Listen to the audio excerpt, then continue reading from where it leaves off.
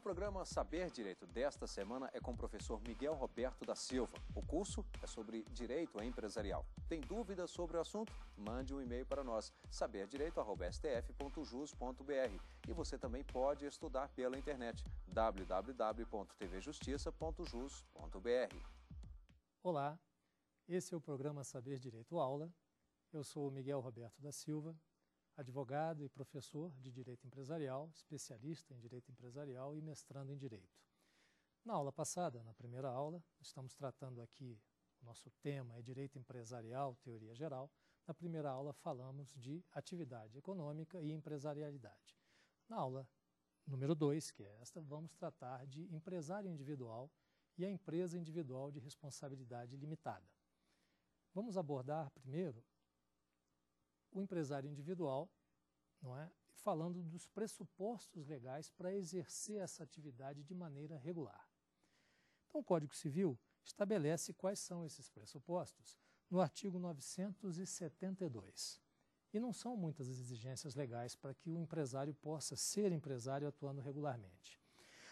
A primeira dessas exigências é a capacidade civil plena. Então, em princípio, o empresário individual pode exercer essa atividade independentemente da sua formação técnica ou da sua formação de ensino, grau de ensino, se precisa ter curso superior, curso secundário, curso técnico, não. Basta que ele tenha capacidade civil plena e não seja legalmente impedido.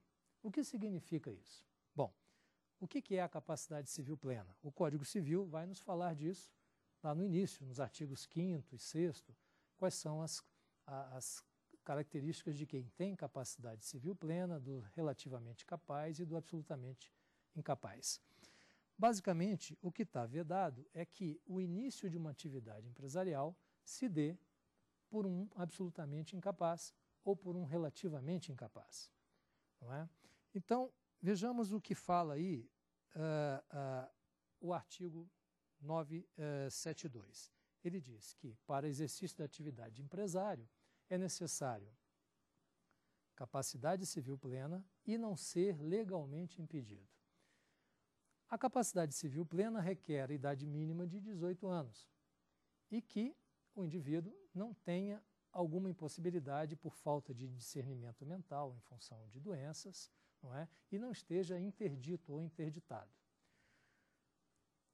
Agora, no tocante à continuidade de uma empresa que já está em funcionamento, a lei permite que o relativamente incapaz ou absolutamente incapaz continue essa empresa.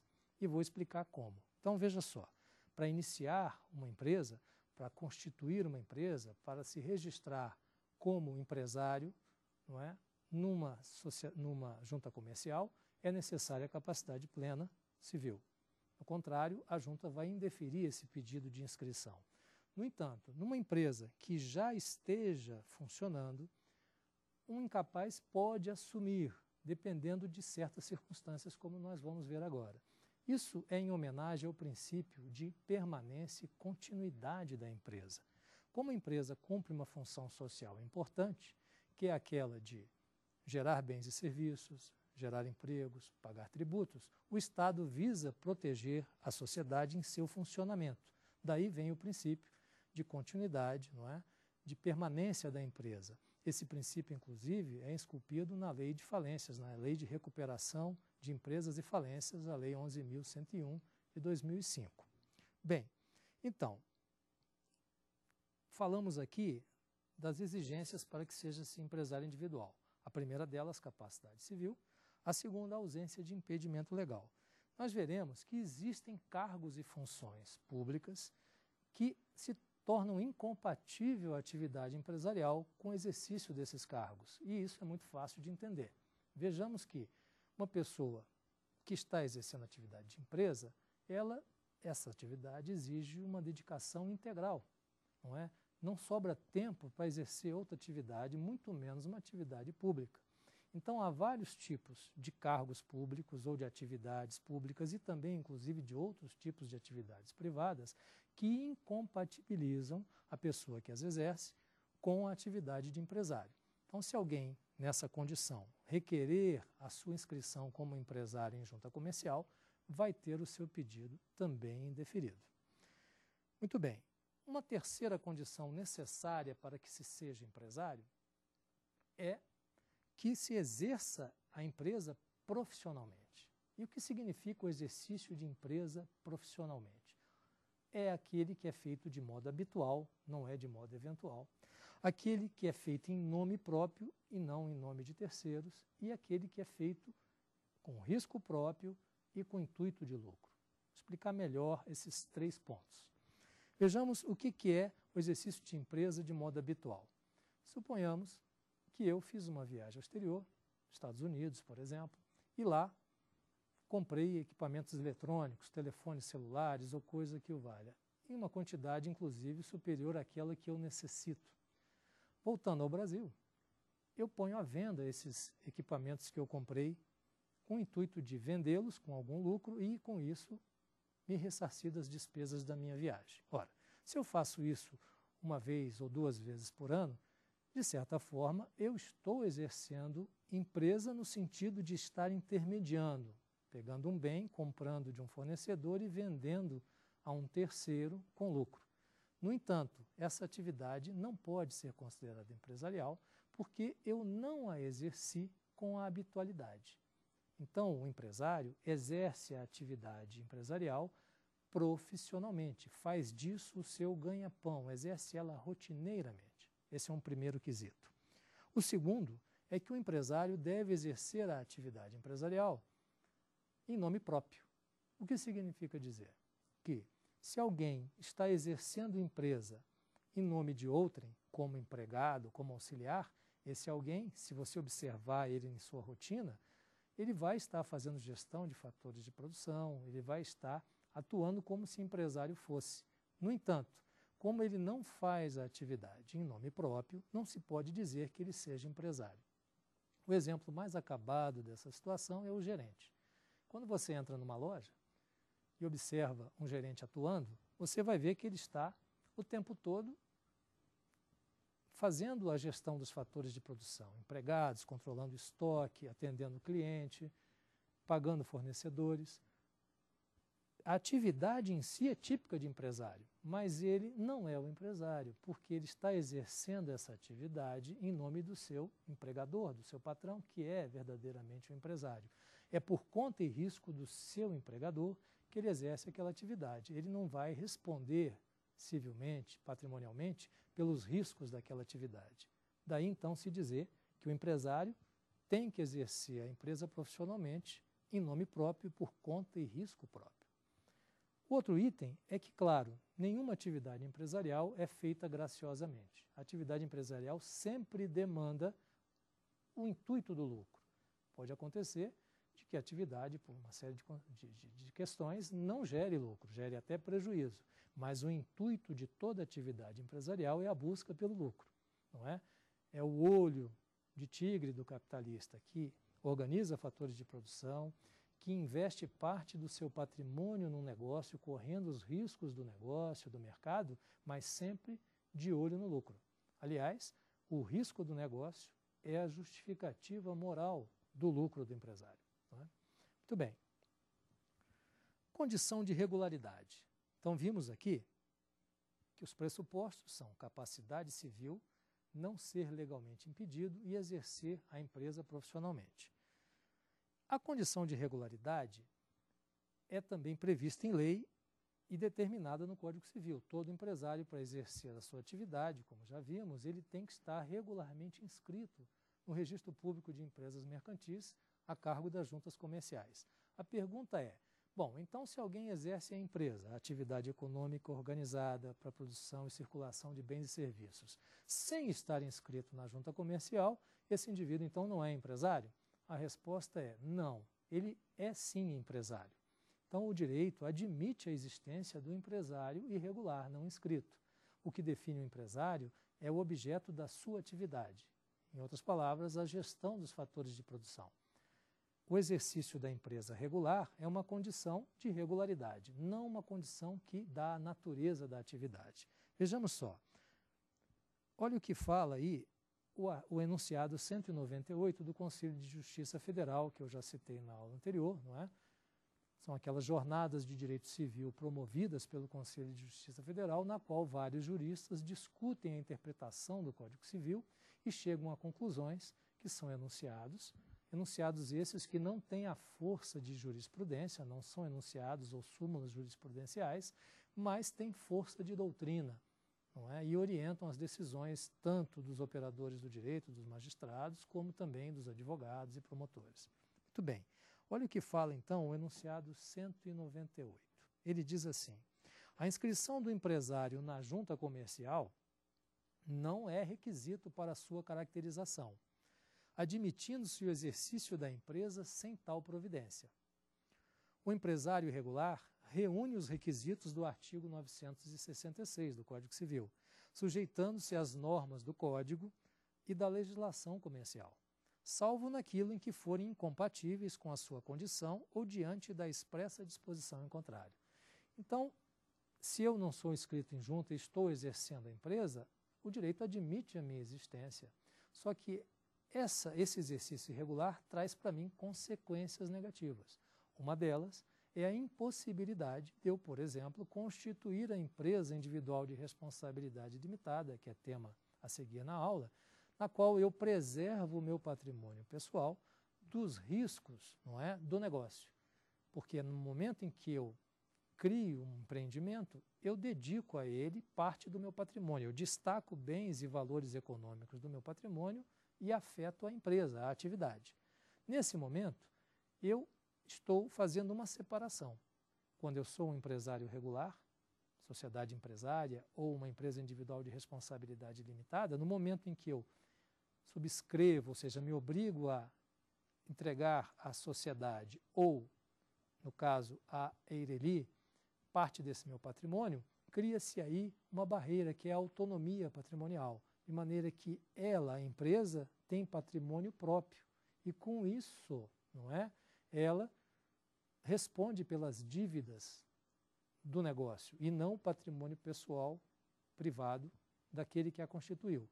Se eu sou um empresário irregular, eu não gozo dessa autonomia patrimonial, eu não gozo dessa separação e o meu patrimônio particular responde solidária e ilimitadamente pelas dívidas do meu negócio. Muito bem.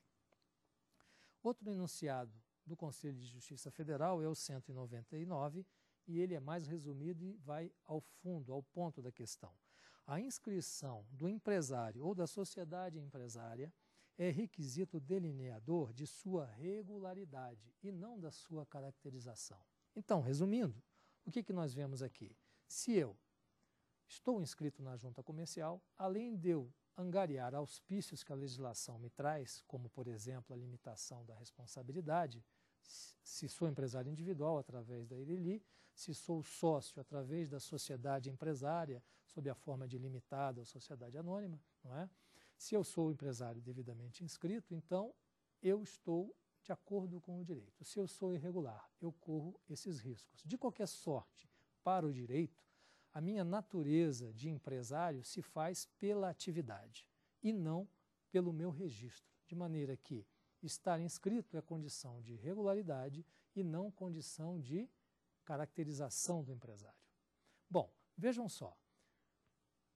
Uma outra coisa, uma consequência importante, não é, do fato de estar regularmente inscrito é justamente ter a meu favor o regime peculiar de insolvência. O que é isso? O empresário, se tornar insolvente em função dos riscos do seu negócio, se o seu negócio não for bem, ele se tornar então um devedor e não tiver patrimônio dentro do negócio para pagar as suas dívidas, ele vai ter a sua falência decretada. Assim também acontece com a sociedade empresária. Então, toda vez que o empresário, pessoa física ou jurídica, tornar-se insolvente, ele, se algum credor reclamar isso em juízo, vai ter a sua falência provavelmente decretada. Só que a insolvência do empresário, ela é regulada num regime próprio, numa lei específica, que é a Lei de Recuperação de Empresas e Falência, a Lei 11.101 de 2005. E essa Lei de Recuperação de Empresas e Falência, ela dá um regime de insolvência diferenciado para o empresário calcado no princípio de continuidade de permanência da empresa, ou seja, empresa que eu falo aqui é a empresa atividade econômica. Por que interessa ao Estado manter a atividade econômica ou ajudar a atividade econômica a se recuperar de uma condição difícil? Por conta da função social dela, da geração de empregos, da produção de bens e serviços, do recolhimento de tributos. Então, o empresário regularmente constituído, ou a sociedade empresária regularmente constituída, eles contam com o auspício dessa legislação, não é? No sentido de tentar recuperar a empresa. Agora, se eu sou um empresário ou uma sociedade irregular, eu posso ter um pedido de falência contra mim processado, segundo essa lei, mas não consigo pedir a minha recuperação. Não é? Ou seja, eu não consigo ter uma moratória das minhas dívidas em juízo. Posso tentar essa recuperação extrajudicialmente, mas não perante um juízo de direito, como ocorre com os empresários que são regularmente inscritos. Muito bem. Então, aqui no Brasil uma diferença. Quando eu não sou empresário e me torno insolvente, o regime que se aplica a mim não vai pela lei de falências ou de recuperação de empresas. Ele se processa através do Código do Processo Civil, num procedimento chamado execução por quantia certa contra devedor insolvente. E esse procedimento, ele é bem mais draconiano do que o regime falimentar próprio de empresário. Por quê? Porque geralmente quando uma pessoa física vai ou torna-se insolvente, um consumidor, um funcionário, qualquer pessoa que não exerce a empresa, esse problema afeta somente a ele e a própria família. Não diz respeito ao mercado, não gera consequências num nível mais amplo. Daí porque o regime do Código do Processo Civil para o insolvente civil é mais draconiano ou mais rígido, menos flexível do que o regime falimentar próprio de empresário, justamente porque não há esse interesse social em resguardar uma atividade como é a atividade empresarial. Muito bem, então veja só, o que calca essa diferença entre insolvência empresarial e civil? Nós então vivemos aqui no Brasil um regime de bivalência concursal, porque toda vez que alguém é decretado insolvente ou falido, há um concurso universal de credores contra que vão buscar seus créditos naquilo que restou do patrimônio dessa sociedade ou dessa pessoa, num juízo que geralmente é específico. No caso de falência aqui no Brasil, há um juízo que é o juízo de recuperação de empresas e falências específico. Já se eu sou um devedor insolvente e tenho decretado a minha insolvência em juízo, esse processo vai se dar numa vara civil comum, não num juízo especializado como de falências, e através do Código do Processo Civil. Então, há duas diferenças bem claras aí que norteiam esse interesse de eu ser um empresário regularmente constituído. Um regime diferenciado de insolvência e um juízo específico, especializado. Se eu não sou empresário, o meu regime é o comum do Código do Processo Civil e no juízo comum civil. Ok? Muito bem. Olha o que fala a Lei de Registro de Empresas, a Lei de Falências, no artigo 47. A recuperação judicial tem por objetivo viabilizar a superação da situação de crise econômico-financeira do devedor, a fim de permitir que a manutenção da fonte produtora de empregos e dos trabalhadores e dos interesses dos credores seja preservada, em função graças à função social e o estímulo da atividade econômica. Então vejam que esse é o princípio que norteia a recuperação da empresa, é o princípio de continuidade dela, em função justamente dessas características do interesse social que está envolvido aqui. E o artigo 75 fala o seguinte: a falência, ao promover o afastamento do devedor de suas atividades, visa preservar e otimizar a utilização produtiva dos bens, ativos e recursos, inclusive os intangíveis da empresa. Então, observem que a lei não visa proteger a pessoa de direito que exerce a empresa, mas a própria atividade em si e tudo que está envolvido com ela. Muito bem. Falando agora de impedimentos. Quem são os impedidos de exercer a empresa? São classes geralmente profissionais, geralmente funcionários públicos ou algumas classes específicas. Não vou falar aqui de todas em função do tempo, mas vou me reportar às principais classes de pessoas que são impedidas de ser empresário. A primeira delas são os parlamentares. A Constituição Federal, no artigo 54, diz o seguinte: os deputados e senadores não poderão, desde a posse, ser proprietários ou controladores ou diretores de empresas que goze de favor decorrente de contrato com pessoa jurídica de direito público ou nelas exercer função remunerada. Então, qualquer parlamentar não pode ser sócio, proprietário, gerente, administrador de empresa que tenha contratos com o poder público. Os motivos são evidentes. Outra questão são outra classe de servidores públicos que é proibida de ser empresário é a dos magistrados. O artigo 36 da Lei de Organização da Magistratura fala que é vedado ao magistrado exercer o comércio ou participar de sociedade comercial, inclusive de economia mista, exceto na condição de acionista ou cotista. A mesma proibição se estende aos membros do Ministério Público, de maneira que o magistrado, o membro do Ministério Público, não pode ser empresário individual e só pode ser sócio de uma empresa, de uma sociedade empresária, na condição de cotista ou acionista, sem ter nela nenhuma função relevante. Outra classe também que sofre dessa vedação é a classe dos servidores públicos, civis, federais e dos servidores públicos militares federais. Em ambas as leis, em ambas os estatutos, ou seja, no caso do servidor público civil, a Lei 11.112 de 90, diz assim no artigo 117: ao servidor é proibido participar da gerência ou administração de sociedades privadas, personificada ou não, exercer comércio, exceto na qualidade de acionista, cotista ou comanditário. E o servidor público militar, reza o Estatuto dos Militares no artigo 29, que ao militar da ativa é vedado comerciar ou tomar parte na administração ou gerência de sociedade ou ter nela sócio ou participar, exceto como acionista ou cotista, em sociedade anônima ou por cotas de responsabilidade limitada. Resumindo, todos esses servidores podem participar de uma sociedade apenas na condição de cotista e acionista, sem ter nela nenhum cargo de comando, de exercício de gerência ou administração. A esse ponto, eu vou chamar aqui a nossa primeira pergunta. Oi, professor, meu nome é Camila. Eu gostaria de saber se há possibilidade do menor de 18 anos ser empresário regular. Olá, Camila. Interessante a sua pergunta. Bem, como eu disse anteriormente, o empresário regular é aquele que atende às exigências legais. As exigências legais estão aí no Código Civil. Então, o empresário, para ser regularmente constituído, inscrito em junta, ele tem que ter capacidade civil plena, ele tem que não ser regularmente ou impedido legalmente e exercer profissionalmente a atividade. Com relação ao menor, aquele menor de 18 anos, existem duas situações distintas. O menor de 18 anos não pode iniciar uma empresa, ou seja, registrar o início de uma empresa na junta comercial, exceto se ele for emancipado. E um menor de 18 anos, para ser emancipado, ele tem que ter mais de 16 anos e com ele tem que ter ocorrido algumas das circunstâncias previstas no Código Civil. Quais são essas? Entre outras, podemos dizer, o casamento desse menor, não é?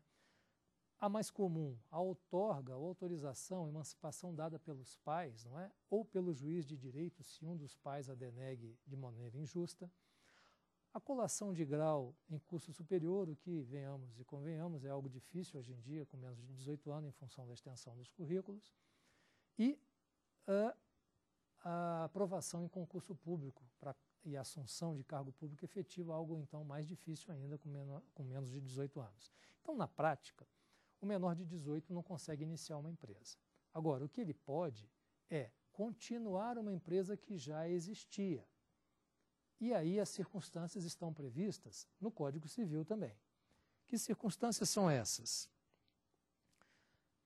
O menor de 18 anos, se ele herdar uma empresa dos pais falecidos, ele pode assumir essa empresa desde que seja assistido, se for relativamente incapaz, ou representado, se for absolutamente incapaz, por um tutor. E segundo autorização de juiz, ou seja, é necessário que um juiz, analisando a circunstância, verificando as condições desse menor e a utilidade da continuação, a conveniência da utilização dessa empresa, outorgue um alvará de funcionamento dessa empresa, que será então administrada por esse menor, que na verdade estará tutelado, não é, por um assistente ou um representante jurídico em função da sua idade. Isso é para preservar essa empresa e, a todo tempo, o juiz ou qualquer interessado poderá mudar essa condição. Então, excepcionalmente, uma empresa pode continuar administrada por um menor em função de sucessão, de herança. Outra situação que pode acontecer é no caso da incapacidade superveniente. Imagine você que um empresário individual tem uma empresa funcionando tudo bem e ele, então, sofre um acidente. Digamos que ele tem um AVC, um acidente vascular cerebral ou qualquer doença grave e torne-se, então, a partir dali, uma pessoa incapacitada. Ele também, dependendo das circunstâncias e mediante solicitação a um juiz de direito, poderá receber um alvará para continuar essa empresa nessa condição, desde que regularmente assistido por quem tem a capacidade civil. Uma outra situação nova no Código Civil é aquela que fala da possibilidade de um sócio de sociedade empresária, em função de alguma associação, permanecer na condição de incapaz. É a mesma situação. Suponhamos que um determinado sócio de uma sociedade empresária falece e deixa um filho menor. Dependendo do tipo dessa sociedade, poderá ser admitido o ingresso desse filho menor no quadro societário, desde que ele seja assistido ou representado em função da sua idade. Então, para iniciar uma empresa, é necessária a capacidade civil plena e, portanto, o menor de 18 não pode. Agora, exceto se emancipado. Agora, para continuar uma empresa em condições excepcionais, mediante autorização, alvará judicial, ele poderá continuar a empresa, desde que assistido ou representado por tutor ou curador, dependendo do caso. Muito bem. Voltando aqui ao que estávamos falando,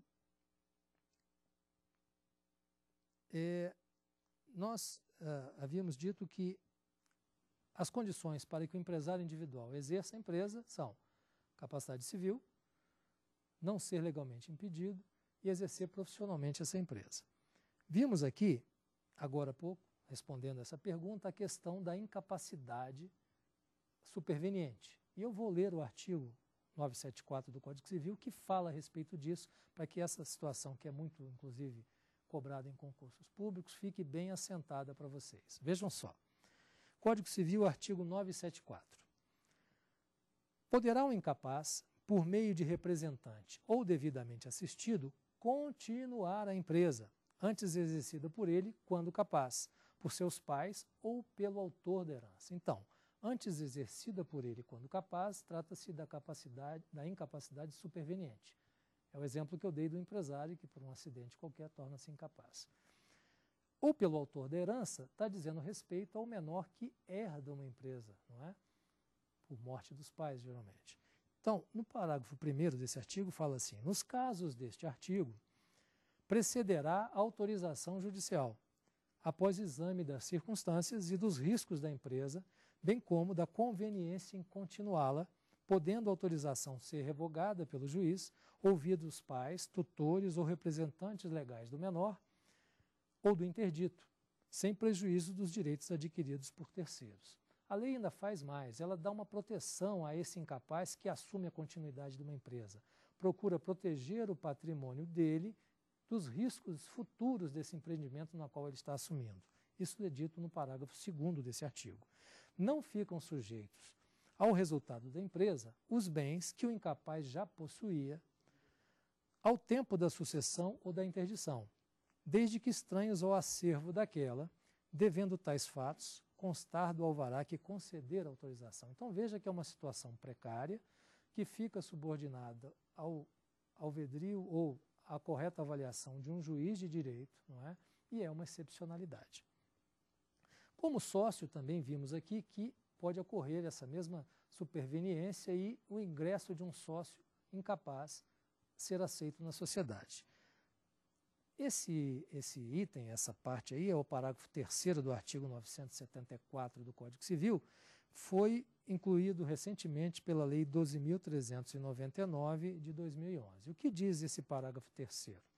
O registro público de empresas mercantis a cargo das juntas comerciais deverá registrar contratos ou fazer alterações contratuais de sociedade que envolva sócio incapaz, desde que atendidos de forma conjunta os seguintes pressupostos.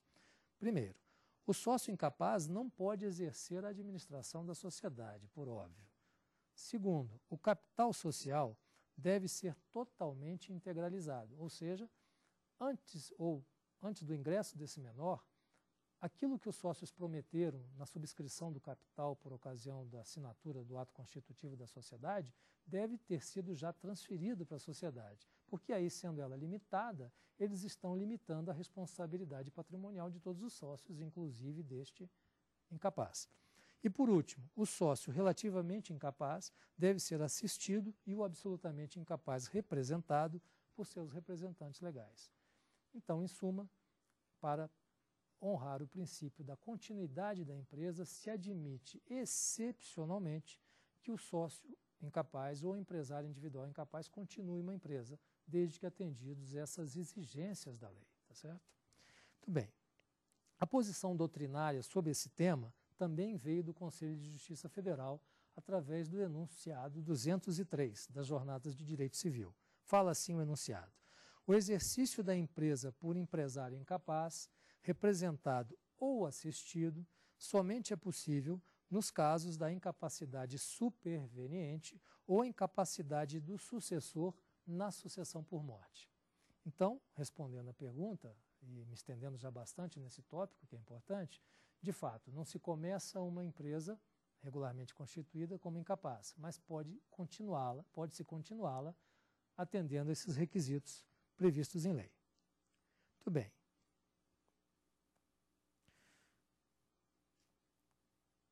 Vamos agora falar do exercício da empresa pelo empresário casado. Isso é um outro tema também bastante melindroso na parte de direito civil, que é cobrado em concursos e também tem sido temática de discussões na doutrina e na jurisprudência. A pessoa, quando casa, ela estabelece com o seu cônjuge um regime de bens. E esse regime de bens é feito de acordo com os tipos legais também previstos no direito de família e no Código Civil.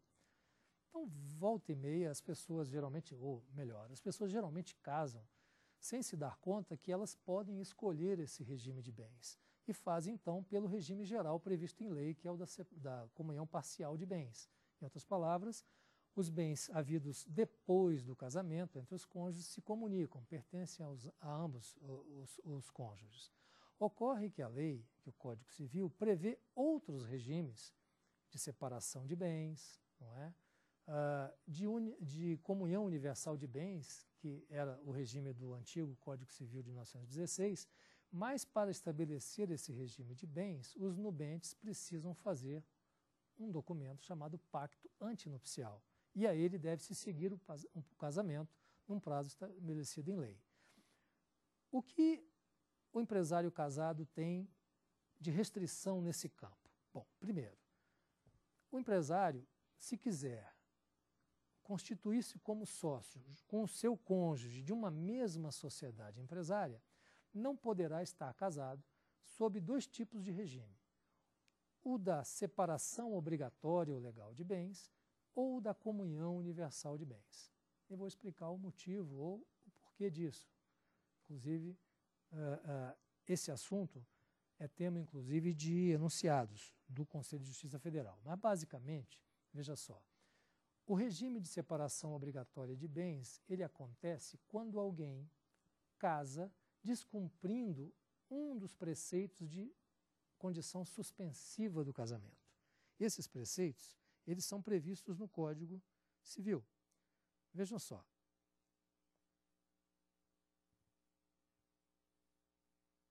As pessoas que resolvem se casar sem condição de fazê-lo em função do artigo 1523, que são as causas suspensivas do casamento, têm por consequência a condição de que devem casar pelo regime de separação obrigatória de bens. Quais são essas condições? Os maiores de 70 anos, ao se casarem, devem casar pelo regime de de separação obrigatória de bens. Aqueles também que estão na condição de viúvos ou de divorciados e ainda não deram partilha de bens, não realizaram a partilha de bens no inventário ou do casamento que se findou. Não é? Essas pessoas não devem casar, ou se casarem, poderão fazê-lo, mas se fizerem no regime de separação obrigatória de bens.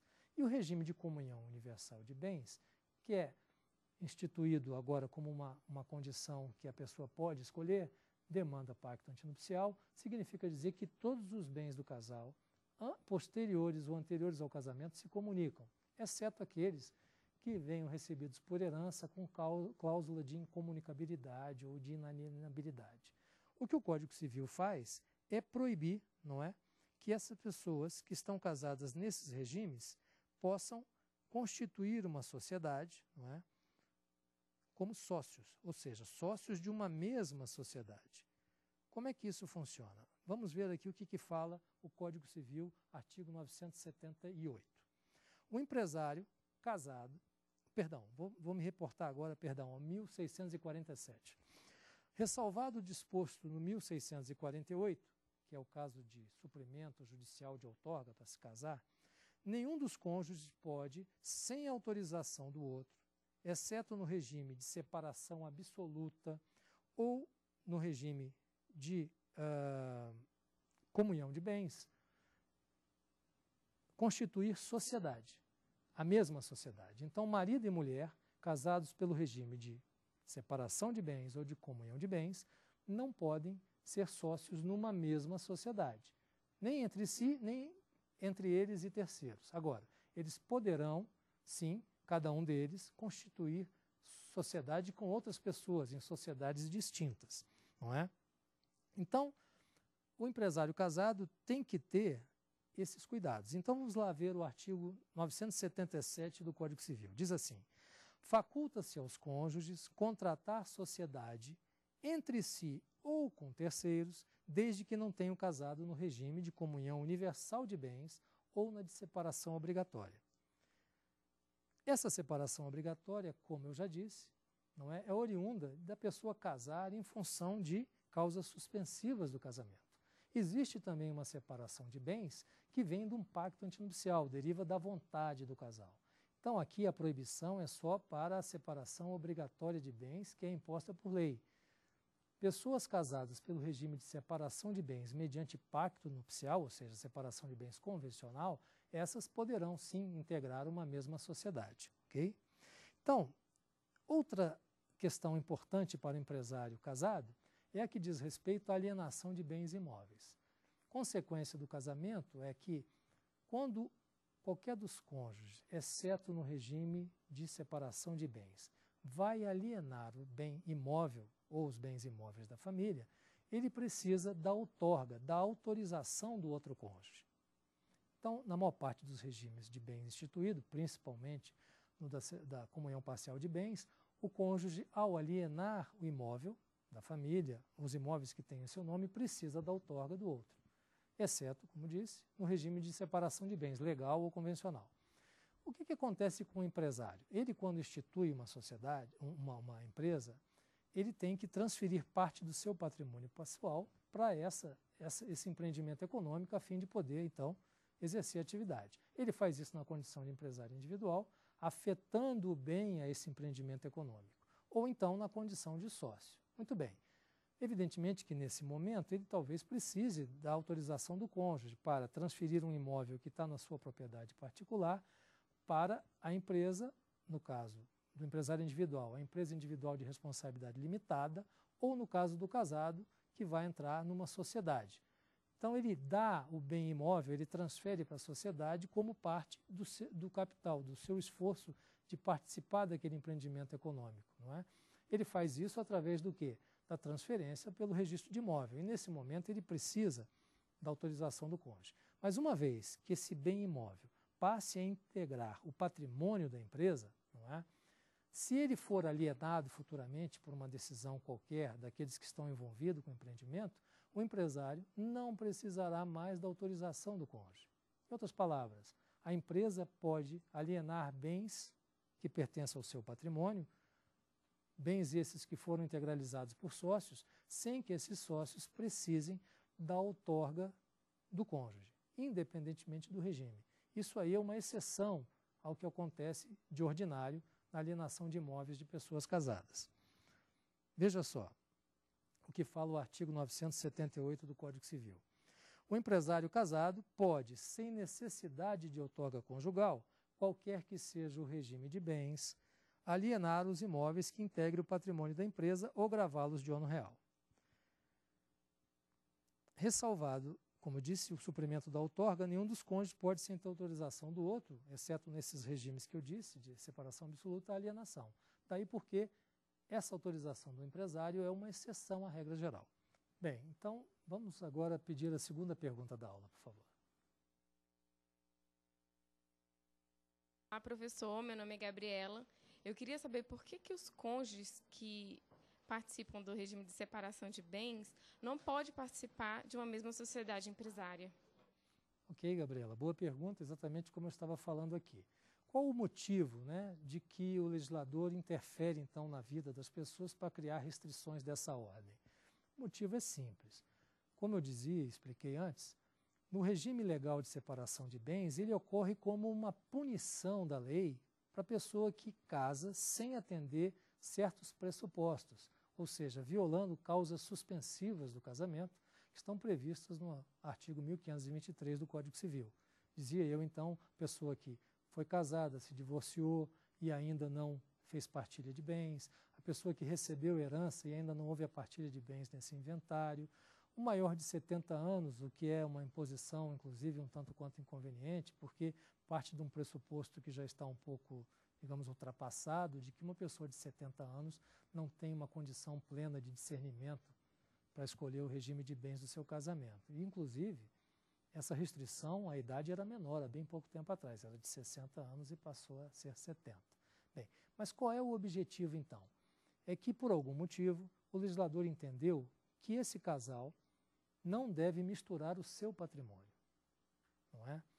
Se há essa restrição e essa vedação legal, e dois cônjuges que estão casados nesse regime de bens de separação legal, obrigatório por lei, vêm a constituir uma sociedade, na prática fica muito fácil para eles o quê? No curso do desenvolvimento desse empreendimento econômico, fazer a mistura, ou seja, a confusão patrimonial entre eles. Transferem cada um bens para essa sociedade e depois, de diversas formas, podem reverter esses bens na forma de lucro e estão, na verdade, violando essa proibição legal imposta por lei.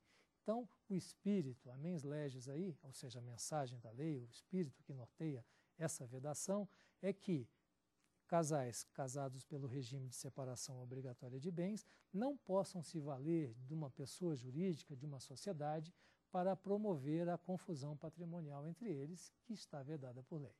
Okay? Muito bem. A essa altura, passamos aqui a falar, então, desse novo instituto legal criado recentemente pela Lei 12.441 de 2011, que é a empresa individual de responsabilidade limitada. Essa lei, ela fez modificar o artigo 980-A do Código Civil. Primeiro, antes de ler esse artigo e fazer o comentário, vamos novamente fazer uma regressão no que havia antes dessa legislação mudar o Código Civil e criando a EIRELI ou EIRELI. Até a edição dessa legislação, dessa modificação no Código Civil, o empresário individual não tinha a opção, de constituir uma pessoa jurídica. Em outras palavras, ele, se exercesse atividade empresarial de maneira individual, ele não conseguia promover o quê? A separação, a autonomia patrimonial própria de que quando se cria uma sociedade empresária.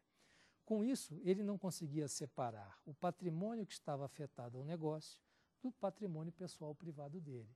Isso criava o quê? Aumentava, incrementava sobremaneira o risco da atividade empresarial, porque ele respondia de maneira solidária ou ilimitadamente com o patrimônio afetado ao negócio. De maneira que, se o negócio dele não fosse bem, se ele entrasse em condição de insolvência, os bens pessoais e particulares dele eram chamados a honrar os débitos do negócio.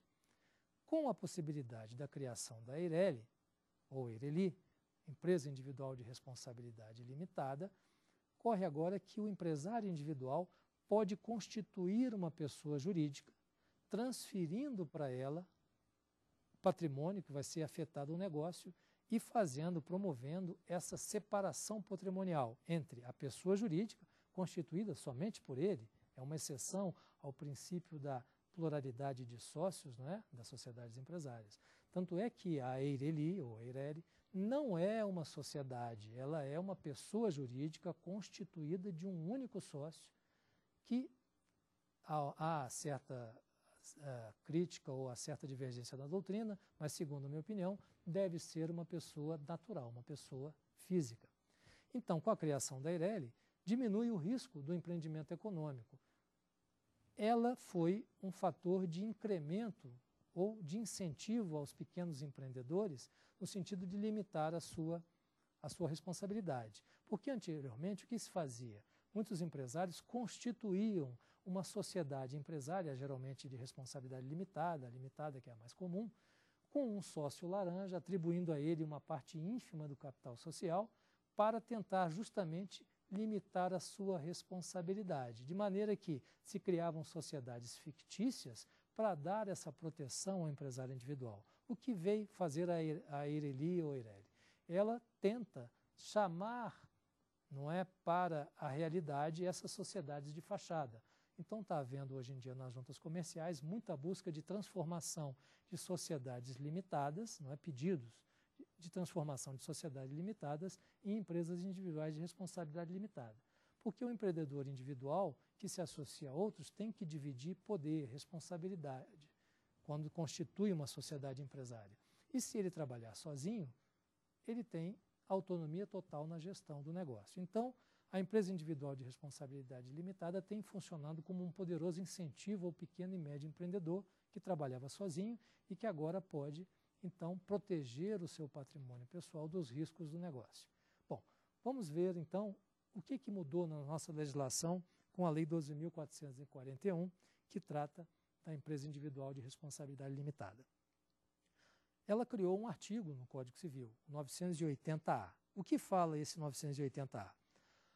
A EIRELI será constituída por uma única pessoa titular da totalidade do capital social, devidamente integralizado, que não será inferior a 100 vezes o maior salário mínimo vigente no país. O nome empresarial deverá ser formado por inclusão da expressão EIRELI ao fim da firma ou da denominação social. A pessoa natural que constituir a EIRELI somente poderá figurar em uma única empresa dessa modalidade. Bem, vejam que, e como parágrafo 6º e final, fala-se que aplicam-se às empresas individuais de responsabilidade limitada no que couber as regras previstas para a sociedade limitada. Então, no trâmite desse processo, dessa legislação, houve um parágrafo dessa lei que foi vetado pelo presidente da República. Esse parágrafo dizia assim: somente o patrimônio social da empresa responderá pelas dívidas da EIRELI, não se confundido com qualquer situação com o patrimônio da pessoa natural que a constitui, conforme descrito em sua declaração anual de bens entregues ao órgão competente. Significa dizer o seguinte: esse parágrafo que foi suprimido trouxe uma confusão na interpretação dessa lei e da aplicação dela na prática. Por quê? Muitos juristas, muitos doutrinadores e aplicadores do direito entendem ser possível que a empresa individual de responsabilidade limitada seja criada por uma pessoa jurídica, uma sociedade. Não é? Ficaria como uma condição parecida com aquilo que é a subsidiária integral própria de criação das sociedades anônimas. As sociedades anônimas conseguem criar uma sociedade subsidiária que todo o capital está centrado nela. Mas essa opção nunca ocorreu para sociedades de pessoas. Então, penso eu que não é a interpretação mais correta. Penso eu que a empresa individual de responsabilidade limitada, a mens legis ou a mens legislatórios, ou seja, a mensagem, a ideia da lei ou do legislador, era permitir que o pequeno empreendedor individual conseguisse se constituir como pessoa jurídica e limitasse a sua responsabilidade. Nesse sentido, inclusive, não é, existem enunciados também do Conselho de Justiça Federal que tocam nessa temática e definem essas divergências. Vamos ver o que fala o enunciado 468 do Conselho de Justiça Federal. A EIRELI, ou EIRELI, só poderá ser constituída por pessoa natural. A EIRELI não é sociedade, mas novo ente jurídico personificado. 470. O patrimônio da EIRELI responderá pelas dívidas da pessoa jurídica, não se confundindo com o patrimônio natural da pessoa natural que a constitui, sem prejuízo da aplicação do Instituto da Desconsideração da Personalidade Jurídica, que será tema de uma aula a posterior. O enunciado 471 fala ainda que os atos constitutivos da EIRELI devem ser arquivados no registro competente para fins de aquisição da personalidade jurídica.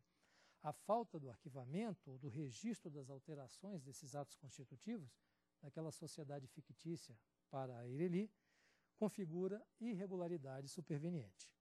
E, por fim, no enunciado 472, é inadequada a utilização da expressão social para designar a empresa de responsabilidade limitada, a empresa individual de responsabilidade limitada. Então, resumindo, a EIRELI, a empresa individual de responsabilidade limitada, deve ser criada pela pessoa física natural. Essa pessoa física natural vai se constituir como pessoa jurídica e vai poder, então, limitar a sua responsabilidade patrimonial, dividir o que é patrimônio pessoal e o que é patrimônio afetado ao negócio. Essa é a grande vantagem e o incentivo para a regularidade de vários empreendedores que estão na informalidade e a transformação de sociedades limitadas de fachada em empresas individuais de responsabilidade limitada. Existe já agora no Congresso, não é, um projeto de lei do Senado, o 96/2012, de autoria do senador Paulo Bauer, do PSDB de Santa Catarina, que vai propor modificações na EIRELI e trazer, então, o ajuste dessas dificuldades que estão surgindo na interpretação da lei. Muito bem. Então, nessa aula, o que vimos? Vimos aqui o empresário individual e os pressupostos e requisitos e o regime peculiar de insolvência que é cabível para o empresário que é regularmente constituído. Depois falamos das atividades, dos cargos públicos e atividades que tornam impeditivo o exercício da empresa. Depois falamos das questões de capacidade superveniente, ou seja, incapacidade superveniente, de maneira que, para continuar a empresa, em algumas circunstâncias especiais, é possível que um incapaz permaneça na gestão dessa empresa.